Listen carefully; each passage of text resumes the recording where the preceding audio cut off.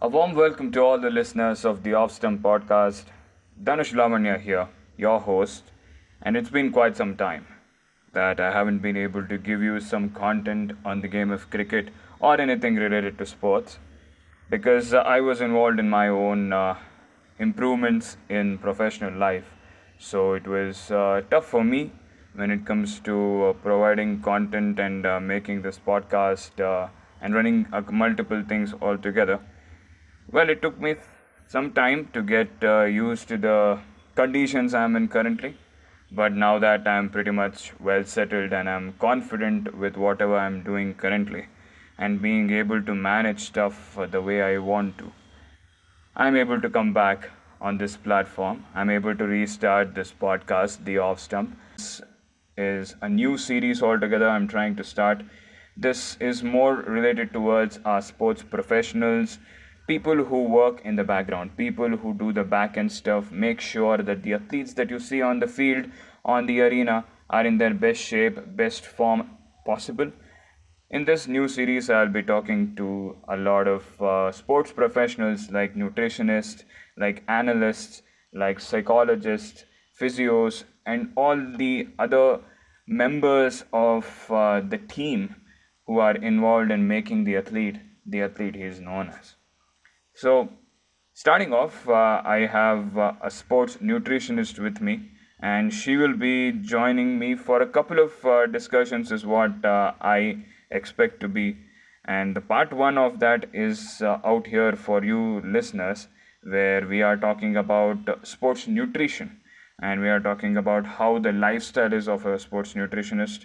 She being a professional herself, having her own sports nutrition company, she will explain how her lifestyle is, and then we talk about how she handles athletes, especially the younger ones, the teens who are into the sport at a very young age, and how they are managed when it comes to handling their cravings, making sure their nutrition diet is on plan, and how it is to implement it on late boomers who are pretty much late coming into this sport, and how do the nutritionist approach in training these late boomers, and some other myths that we always see in the world of nutrition about meat being important as a for proteins and carbs not being good for health. All these myths that are running around in the world of nutrition and a bunch of stuff is what we are going to cover in this discussion. So have a good listen. It is around 27 to 29 minutes and it is very informative and it is going to give you a lot of knowledge. Have a good listen. This is the Off Stump series, all new series with the sports professionals. Today I have Shreya Adhav, who is a founder of Spir Eat, which is a sports nutrition company. And she has been a sports nutritionist for around 8 to 10 years now, and she is pretty experienced and a well versed individual. So she has her foot across the country, across various sports, working with various athletes. So, welcome, Shreya, and how are you doing? And how are you excited about joining this conversation? So, hello, good morning, Dhanush. Thank you so much for having me and for doing this, especially for our community, for athletes, for them to know that what is the importance of other sports related backgrounds or the expertise that actually work in the back end to make an athlete perform or get a medal for our country. So, I'm super excited to resolve all the queries that people have or even you have for that matter, and also I will try my level best to give small tips which an individual or an athlete can actually follow in their day-to-day life, which will not only improve their performance but will also help them grow as an individual, as an athlete from a nutrition point of view. So thank you once again for having me for this session. Well, great that you have pretty much given up what you are going to be presenting out here in the discussion, and this discussion is majorly created and prepared with an intention of providing knowledge about what sports nutrition is and how a job of a sports nutritionist is, and how these different jobs that are very niche by itself, and it's a step by myself and the Offstump podcast to make sure that we take this niche products and present it in front of the mainstream world and give them some ideas as well. And we also expect a lot of athletes and people around the world to listen to our podcast and get an idea of how this whole industry works and how the job of a sports nutritionist is. So let us basically start off with that itself, Shreya, here, because I guess we usually see the normal corporate lifestyle being 9 to 5, weekends off, and all that thing. That is more like a pattern that the world usually sees, the mainstream world knows about when it comes to work life. But what is the work life of a sports nutritionist? I definitely think it's not 9 to 5. It is way around the clock, I guess. Definitely, definitely. As you correctly said, it's not 9 to 5 job, not a sedentary job as well. There's a lot of significant difference that we have to take into consideration whenever we are working with an athlete. So the environment in which we work is very, very dynamic and diverse. Reason being is because this sports nutrition, if you see, it's not only one particular expertise that falls under the category of sports, but it also falls under the bigger, wider category of sports science.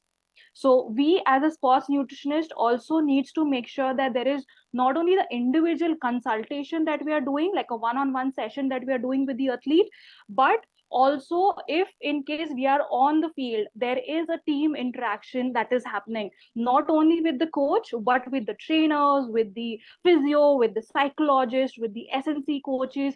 So that is one arena that we also need to consider while working towards an athlete. Apart from that, there is something also that we need to consider is the menu planning and educating the athletes. So if in case we are working with an academy or with a club or maybe say with an institute, ultimately if the athletes are staying there, we have to also work on the menu that is being provided based on the sport that they are playing and based on every individual's goals and requirement.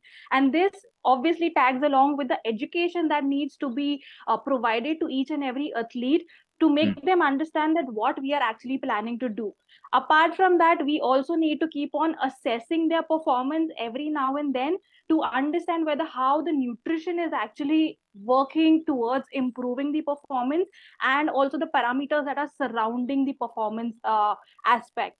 And apart from this, yes, definitely there is a continuous learning that happens, research we need to take into consideration, which is happening at a global level, say it with regards to the food, or say it with regards to the supplementation.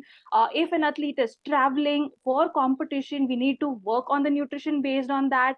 And yes, definitely documentation of all of these works that we are doing ultimately makes a major part of our work, so that everyone who are falling under the category of sports science is on the same page when it comes to handling any individual athlete regarding their goals. So the coach is also informed about what we are doing nutrition wise, same is with the physio, same is with the psychologist and the other experts on board. So definitely it's quite exciting, and it's not as same as of a 9 to 5 job, because there are so many aspects that we have to consider, especially while working with an athlete.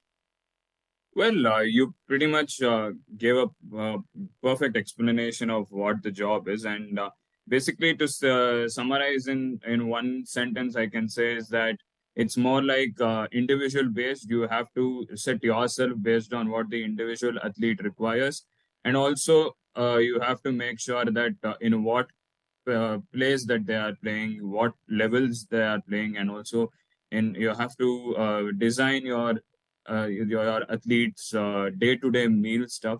So it is basically keeping track of their fitness and making sure that they are 100% whenever they have some big events out there. Right, right.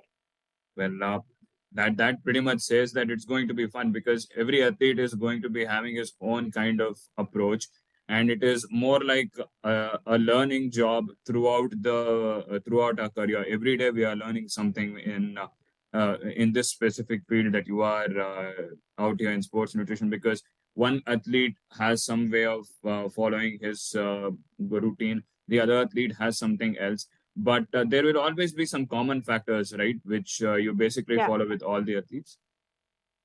right, right. So generally, it would depend on the type of sport that the athletes are into. Okay, even though the athletes are in the similar sport, but the one thing that we have to always keep in mind is everyone's body is different, so you cannot really have a similar approach. Maybe what we can do is, based on the sport's requirement or the physiology of the sport, once we understand that, or once we understand the biomechanics of the sport, definitely that plays a vital role for us to also understand that, okay, these are the nutrition strategies that will work for this individual. But like I said, the biomechanics or even the physiology can be different, the body composition can be different, it is definitely different, not can be. Along with that, whenever we assess an athlete, we understand their blood chemistry, we understand their genetic parameters as well. So those cannot be the same of two individuals. So that makes us our practice also pretty much different, considering, even though we are giving normal dal chawal roti sabzi to an athlete to eat, but the quantities, the combination of food, the quality of the nutrients would vary based on the kind of sport that they are playing, the kind of requirement that they have, the kind of goals that they have. And yes, definitely, after understanding the parameters that I already spoke about, so even those few things can be same, but then ultimately it's not necessary that it would work for an individual athlete, if in case these all parameters are different, and if the absorption and if the metabolism of these all foods that we are recommending is different, then that all things also we need to simultaneously consider while recommending any sort of a diet or say supplement for that matter. You use some really technical terms like biomechanics and blood counts and all that. So definitely we Yeah. shall deep dive into it. One thing is for sure that a sports nutritionist job gives you the best opportunity to make sure the athlete that whom you are working with gives out his best. And in this, I guess you can go until the core of an athlete's potential when it comes to his Yes. fitness through sports nutrition. And moving Hmm. forward, I wanted to ask this one thing because a lot of sports athletes start their careers way too young. And I guess you have Hmm. worked with being in this industry for around 10 years now. You have worked with Yeah. athletes who are in their teens, like around 17, 18. That is when they take their profession too seriously and start to work on it, where their whole Hmm. lifestyle, that whole 24 hours of their day is completely dedicated towards that. And we have seen some outstanding athletes come out at a very young age and become some big names in there when they are 19, 20 itself. PV Sindhu is one of the best, one of the names I'm getting in my mind. She won the Olympic silver medal when she was 21. So that says that Hmm. she became serious into the sport like when she was 14, 15 itself.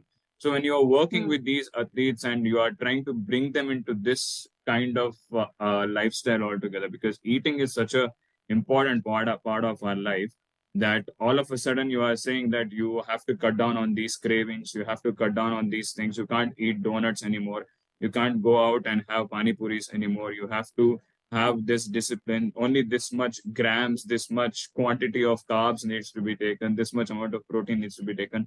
How do you implement that into these younger athletes, because they are very vulnerable, and how Hmm. tough it is for you as a nutritionist to make them get into habit?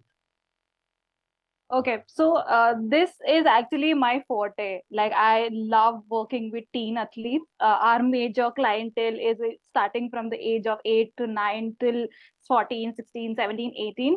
And honestly speaking, it's not a challenge at all, because we've been working with them since a long time, and it's more of a fun, because ultimately you also become like a kid when you are dealing with that age group. So, talking about nutrition, that how we make sure that they are disciplined with regards to what we are actually telling them to follow, is all starts with education. Mhm. So for me, whenever I have any teen athlete with me, I make that athlete understand that as you have, other subjects in your school, right? Be it English or any other language or science or chemistry or whatever it is, Mhm. make sure that nutrition is also one of the subjects that you're learning about. Okay. And what also apart from that we do is, basically whenever for each phase when they are with us, we make sure that they are learning with regards to each and every food. Mhm. So we make sure that they understand that, okay, this particular food has been given so that it is going to give this kind of a benefit to them. Because of this, what also happens is the moment the athlete thinks that, okay, for example, tomato juice actually helps you grow taller. Okay, so if we tell them, ultimately their mind is also channelized to grasp that information and work accordingly. And the moment that happens, ultimately the result that we are expecting, we get that result. And plus, the athlete also starts understanding that, no, boss, this is working for me. So that confidence is built in themselves with regards to the food. So the connection that we are building is not with the topic, but with the food. So that is one thing. Apart from that, yes, definitely there are challenges wherein a few athletes are like, no, I am not going to eat this, or no, I am not going to follow this. For them, it's, I have this simple funda that I follow, which is basically a bargain system that we do. So it's more of a give and take. So whatever food that they like, if I feel that, okay, I have little leverage of giving them that in the nutrition plan, I will tell them that, okay, I will give you this food at so and so frequency at so and so time, provided you follow what I am asking you to do. So ultimately, what happens is even they are happy with what they are getting or what they love eating. And ultimately, you as a nutritionist is also happy because whatever you feel is important that they need to have is being followed well. So this is the individualization approach that we see in teen athletes, and this is what we implement as well. And the last part would be basically the goal setting.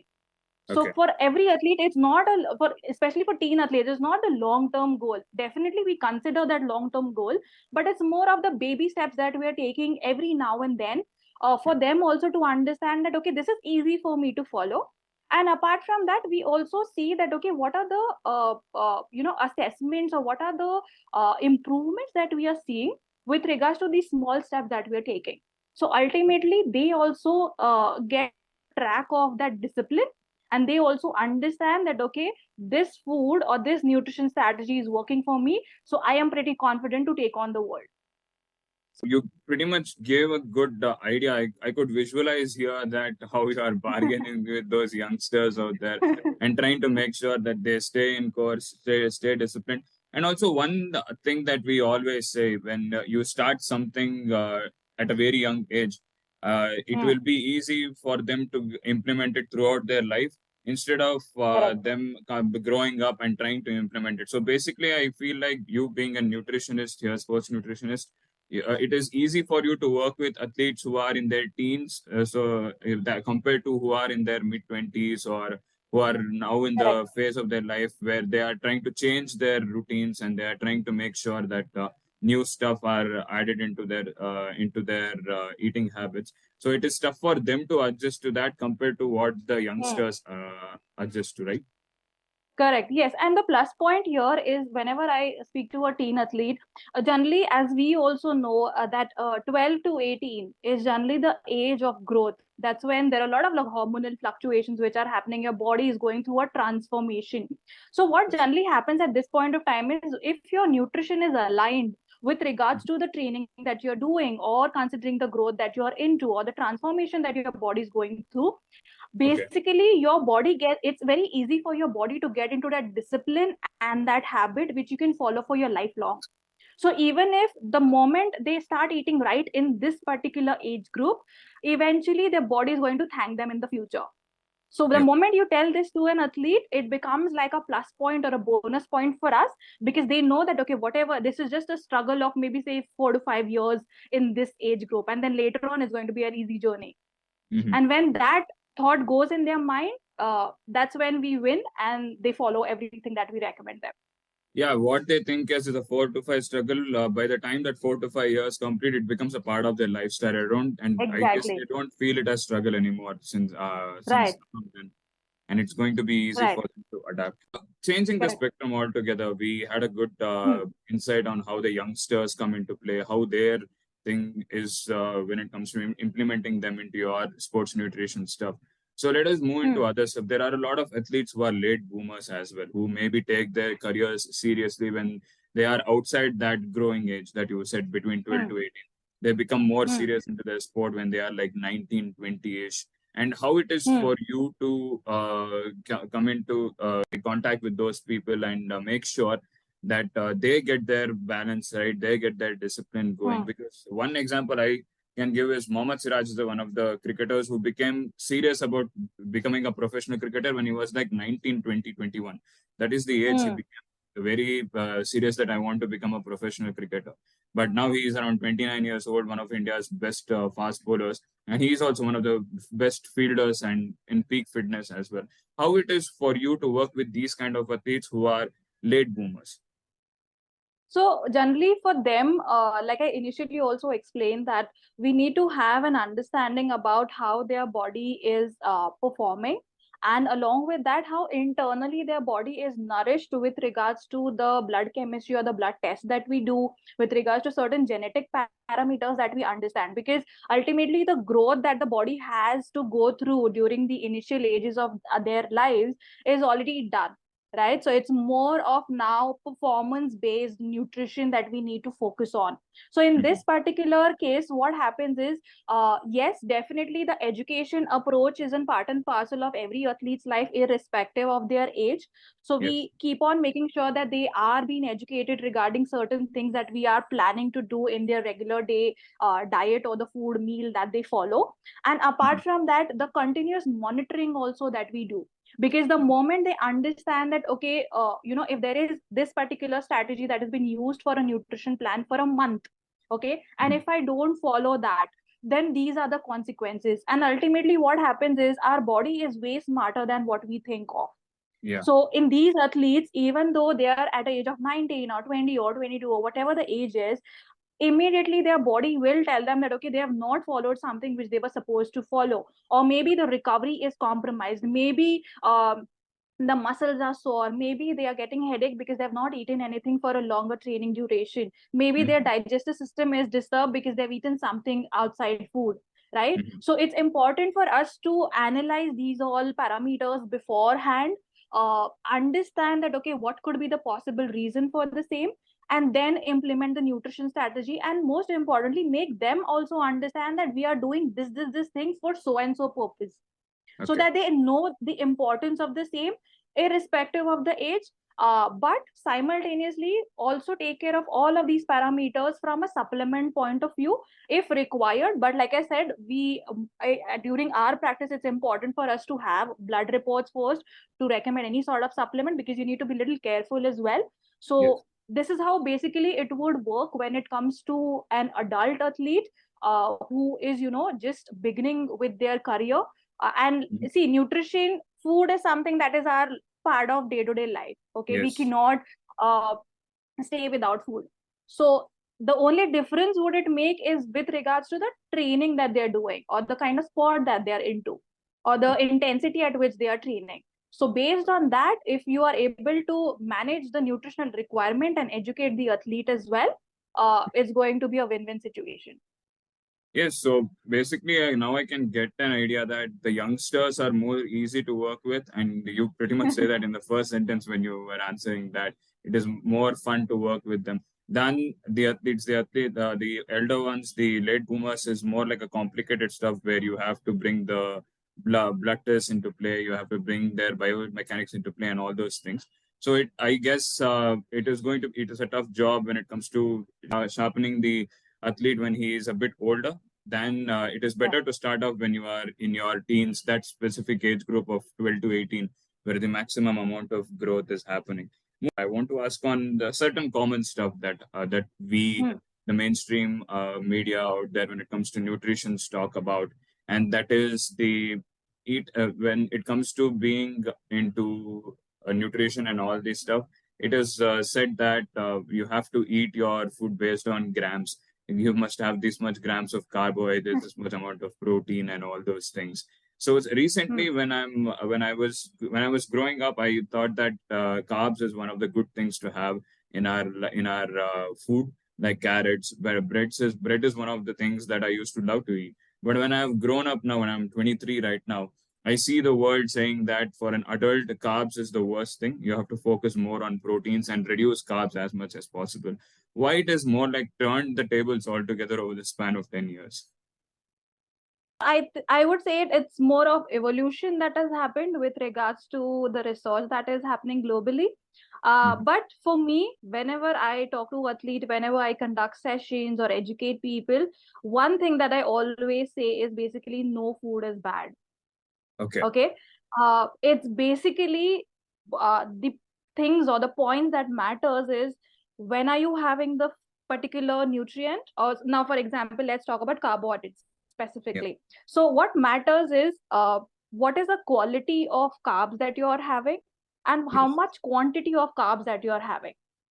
Hmm. Because like you also said that we've been having this since a long time, like since the time we were born, right? Yes. Carbs is the major chunk of our Indian daily diets, Yep. and it should be also because like I said, it's one of the nutrients that is one primary source of energy for the body, and Hmm. especially for the people who are into high intense activities, be it your regular workouts or be it an athlete, because Hmm. it is actually important to provide necessary fuel for the muscles and for the overall body to support optimum performance as well. But Okay. recently what has happened is the perception has changed because of various factors. Hmm. Generally, when you see westernized culture, people are now going towards low carbohydrate diets is for only whole and sole purpose, that is nothing but weight loss. Okay. But one thing that athletes needs to consider is basically this is one of the misconceptions, and athletes don't need to be on a weight loss diet until unless it is a requirement for their sport. Okay.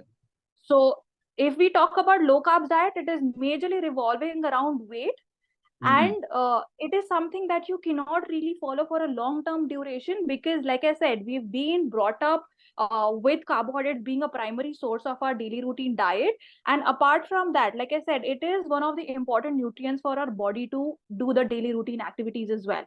But Yes. here the trick is the kind of activity that we are doing nowadays. So physical activity, imagine people 10 years or 20 years before us, like the kind of activity that they were involved into versus Yes. the kind of food also that they were eating. Okay. So carbohydrates are not technically bad. What matters is if you are going to consume simple carbohydrates, or say maybe highly processed or refined carbohydrates like sugary snacks or maida or white bread, or Hmm. sodas and stuff like that, then yes, definitely that can have side effects, like the blood sugar levels will go up. There will be sudden crashes also in the blood sugar levels with following health related conditions like obesity, diabetes and stuff like that. Hmm. But if you are someone who's understood that okay, I need to have a balance between the simple as well as complex carbohydrate, which is basically coming in from your whole grains, fruits, vegetables, legumes, pulses, which are basically nutrient, fiber, and has good amount of sustained energy. If you are Yes. able to balance out both the carbohydrates based on the requirement that you're doing, then carbohydrates are not bad. But Well, what matters is how much you eat and the quality of the carbohydrate that you eat. yes, I get an idea of it. So, yeah, that is a very important factor of our daily lifestyle. That all of a sudden now, especially the last few months, I'm regularly hearing this trend that carbs are not good for the body. You have to bring in reduce as much amount of carbs as possible, and a lot of people, nutritionists in or dietitians in general, are saying that thing. So I kind of think like, oh, what I was feeling as good has all of a sudden turned out bad. And one more thing that I feel Hmm. that has been like a belief that the whole world has had is that the importance of having chicken, beef, and other animal products to gain proteins. Hmm. And I Hmm. used being me being a vegetarian. For me, if I have Hmm. to gain muscle, I have to gain a body. I have to have. I don't have that quality of proteins in vegetarian food. So, Hmm. is it the same belief still going on that you still have to have chicken and beef in order to gain muscle and have high protein? So see, with protein, basically, it matters that whether you're a vegetarian or whether you're a non-vegetarian. Because the only difference that I would like to simplify over here is when you are having an animal-based protein, the plus point of animal-based protein is basically it is highly bioavailable. Okay, which basically means that your body is able to easily absorb it and utilize as well. And secondly, it has a good good essential amino acids as well, which is Mhm. actually required for the body to build muscle and repair. Okay. Okay. Having said that, it does not mean that the plant based option or plant based protein does not have adequate amount of amino acids, as well Mhm. as the bioavailability wise. So if you're a vegetarian, or if you're a vegan for that matter, and if you're looking for plant based option, definitely those can be also incorporated into day to day life to maintain or to improve muscle mass, provided it has been strategically combined with the sources that will actually give you the complete amino acid profile, and obviously in appropriate quantities as well, which is going to suffice the requirement of building muscle. So it's not that you should be, turn non-vegetarian to get the protein from the food that you're eating. It's okay if you, even if you're vegetarian, but provided you are having the adequate sources, as well as the combination that is required for your body to get the required amount of protein in the day-to-day life. Well, wasn't that interesting and informative? Thank you, Shreya Adhav, for being a part of this conversation, and I'm really, really happy that we are able to get this thing done, and nice that we are able to get some really quality information out there in the podcast that we had. And to all the listeners, I hope you had a great, great time when it comes to listening to this podcast and having a great idea of what the world of nutrition works and how the sports nutrition is getting up into. There is still a lot of many factors needs to be talked about. So myself and Shreya will be back, and we will be having some more discussions. You can also post in your questions, your thoughts, and your opinions on the social media platforms where we will be sharing this podcast to you, on LinkedIn, on Instagram, on Spotify, where you can listen to this podcast, on Apple Podcasts, and many other places.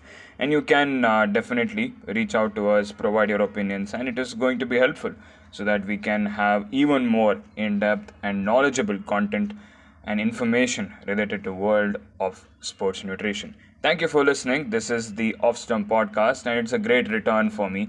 I feel good doing this episode. Let us hope that we have some really more intriguing, informative, and knowledgeable content in the upcoming episodes as well. Thank you to all the listeners, and cheers.